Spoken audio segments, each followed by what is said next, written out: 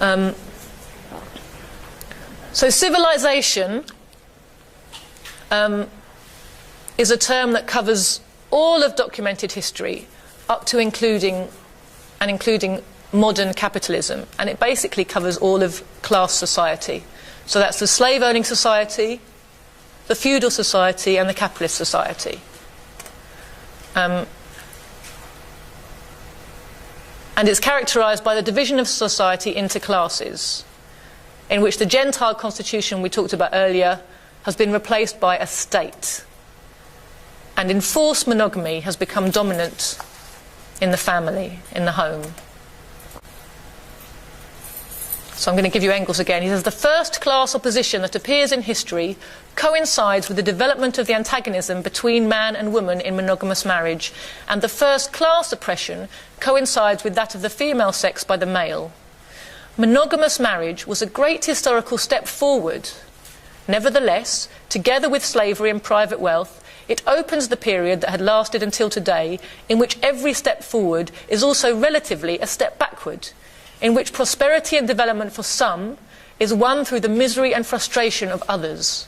It is the cellular form of civilized society in which the nature of the oppositions and contradictions fully active in that society can already be studied. So I think that's really important to understand. You know, we can look at all the contradictions in class society and all of the ways in which so many, the mass of people, really suffer and have been degraded as a result of society's division into classes. When you compare the condition of most people on the planet to the condition of the old, you know, the Iroquois Indians, you know, the old primitive communists and their free people in their tribes described, you can think, wow, I'd like to go back to that, please. Right? But class society enabled us as a collective, as a species, to dedicate some people's time purely to art, science, the understanding of the world around us, and the development of technology. And those developments have come on at an accelerating rate ever since the division of society into classes. And they have laid the basis for us to take society forward to a much higher level of freedom and equality than the one that was enjoyed by the primitive humans so long ago. And so it's important to recognise those things simultaneously, that even while we can revere the respect that was characteristic of the early human societies and look forward to rehabilitating that, it's not a recipe, it's not a wish to go back to primitive hunter-gatherer societies or early nomadic beings. But we do want to revive what was great about the way those people lived and how they treated each other and how they saw themselves.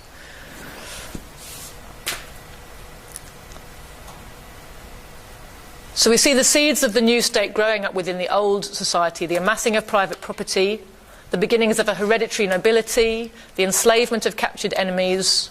And Engels says, only one thing was wanting: an institution which not only secured the newly acquired riches of individuals against the communistic traditions of the Gentile order, which not only sanctified the private property formerly so little valued, and declared this sanctification to be the highest purpose of all human society, but an institution which set the seal of general social recognition on each new method of acquiring property, and thus amassing wealth at continually increasing speed. An institution which perpetuated not only this growing cleavage of society into classes, but also the right of the possessing class to exploit the non-possessing, and the rule of the former over the latter. And this institution came. The state was invented. So I think there's something really important to understand there as well, that, you know, the love of stuff, the obsession with property is very new, actually. It's not automatic in the human psyche. People lived for 100,000 years in collective groups, you know, with bits and bobs that they didn't think were important. They didn't put focus or importance on their property. They put it on their relationships with each other. That was what was paramount to them. That seemed obvious and natural and normal. And if you brought one of those people into today's world, they'd think that we were pretty nuts. And so all of this talk about human nature, it's human nature to be greedy and acquisitive, it's human nature, you know, to exploit other people, to put yourself first, dog eat dog, all of these phrases and justifications which are used to try to make us feel that this way of living, this, you know, is the pinnacle of what humans have, you know, always been aiming at, is really shown up for so much nonsense. You know, anyone's conception of what human nature is almost invariably is a result of the kind of society that they are a product of. And so the feudal person's idea of what human nature was, which is much closer to us today, would still have been very different to what ours is today. And the slave-owning society would have been different still, and very much, you know, the primitive communistic approach to human nature and how they would have seen that, and what's natural and normal and ordinary for people to do and to behave. Totally different to the way we see it today. So these arguments can be quite easily seen through once you have a bigger picture and some perspective. They seem very persuasive because this is the only society we've known. We were born into it. And so everything that we grow up with seems natural and inevitable. Just like it seems inevitable to my 2-year-old that if you touch the screen on a phone, something happens. Right? He grew up in a world of touch-screen phones. To him, they're like grass. Right? They just exist. They just are. Whereas, you know, to my mother's generation, my mother's quite good. But I know, you know, plenty of her relations refuse to go near, you know, an email or a mobile phone, and you know, it's all some kind of craziness that's sent to, you know, that's sent to destroy our world. So what you have gradually appearing now, then, as the state is formed, you start to find that members of society are being defined according to class instead of according to their gens, instead of according to their old family connections.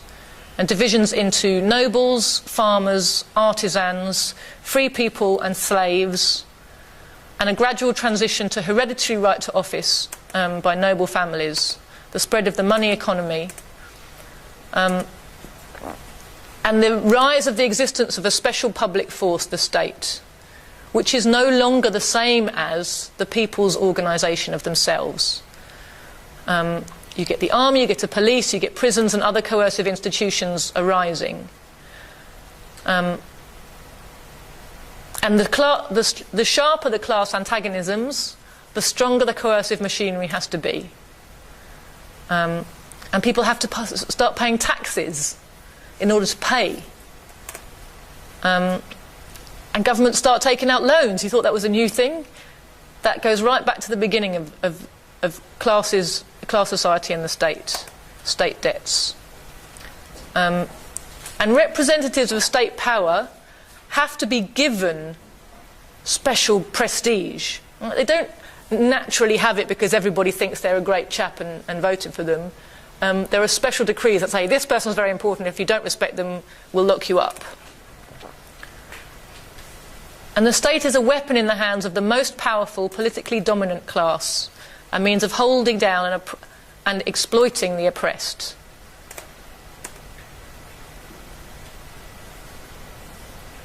And the rights that people get within these societies pretty much go hand in hand with how much wealth they've got, how much land, how much money, usually land, how many slaves. Engels points out that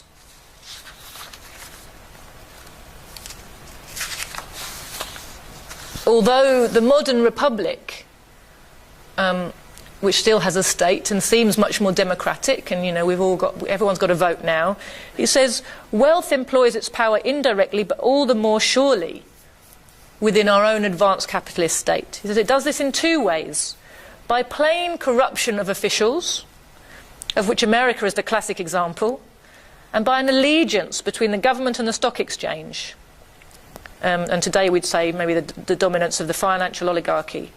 which is effected all the more easily the higher the state debt mounts and the more the joint stock companies concentrate in their hands not only transport but also production itself.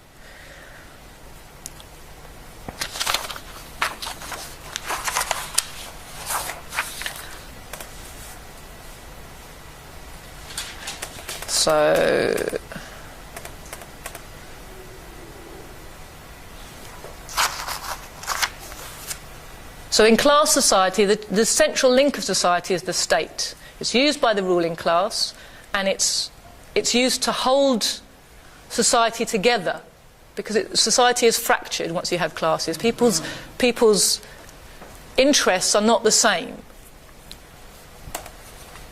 There's a permanent opposition established also between the town and the country when you have the social division of labour between those who produce food and those involved in industry, commerce, arts, science, etc. So we've seen that the state was brought into being at a certain stage of the development of productive forces.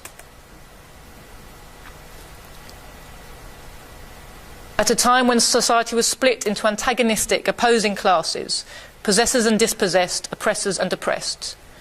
And this division into classes, while disadvantageous to the vast majority, nevertheless has played an objectively progressive role in the history of humanity. Without the creation of that minority parasitic layer, freed from the constraints of production, art and science and the great strides man made in human understanding and mastery over nature would not have taken place. But since civilization is founded on the exploitation of one class by another, its development proceeds in constant contradiction. Every step forward in production is at the same time a step backward and a further degradation in the position of the great majority of the oppressed. Greed, Engels says, the desire for accumulation of wealth and more wealth is the prime motivating force throughout the period of civilization.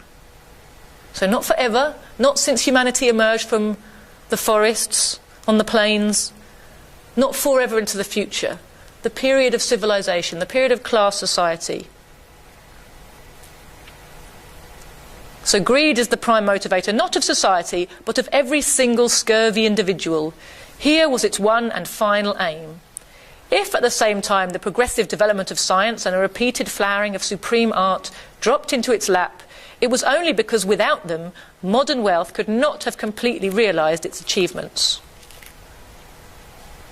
The whole era of civilization, of class society, has made possible a massively accelerating concentration of knowledge and constant revolutionising of the means of production until we have arrived at the point where the technical capability now exists for providing a decent, educated and fulfilling existence, not only for a small minority, but for all humankind.